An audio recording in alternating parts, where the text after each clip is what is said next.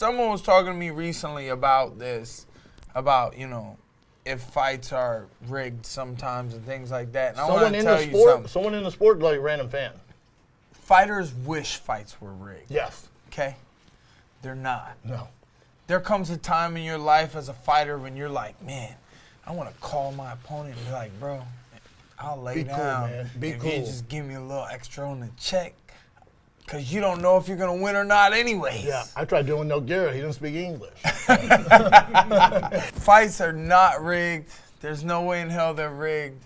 No. It's just one side might know that they got it and the other side doesn't. And it's not rigged. And Ben Askren said it best. He was like, I know a lot of people, say that the fight with me and Jake were rigged. He goes, it's so stupid. He goes, so short-sighted. He goes, you know how much more money I would have made by beating Jake Paul? Because then I get his brother. Then maybe I get Conor fighter, Nate Diaz. Like, I lost, I got knocked out. No one's going to fight me now. Absolutely. It's impressive. I mean, he just beat Anderson Silva, one of the best champions in UFC history. And we know Silva to have hands. I was there. I was front row. Oh, were you? I just didn't see Silva boxing him like I thought Silva could box. He did early on. I didn't see any distance jabbing.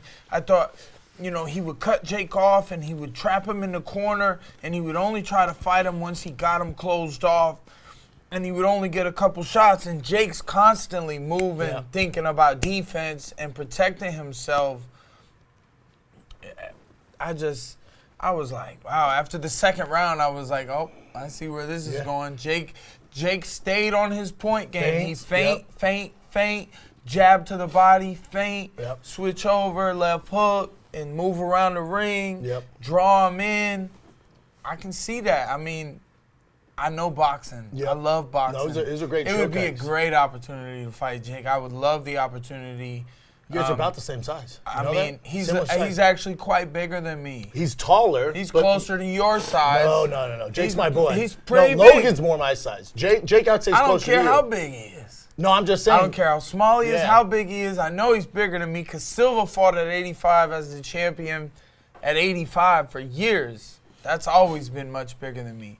I was in the UFC as a welterweight at 170. 85 seemed like such a leap because those guys were 200 coming down to 85. A lot of them even are taller. bigger than 200. Yeah, some are bigger than that. And that too, at 170, they're even way taller There's some than big me boys. Yeah, too. Yeah. So, heights, I mean, I was one of the smallest welterweights that I saw. But you're dense, and that's where your right, power I'm comes thick from. Yeah, a you're little thick. bit. So, Like a fire hydrant. I stay low to the ground. And that's where all the power comes from. But, I think a fight versus you and Jake would be super entertaining, and I would be willing to bet I'd put a good amount of money on it. It does more pay-per-view sales than Anderson, Jake.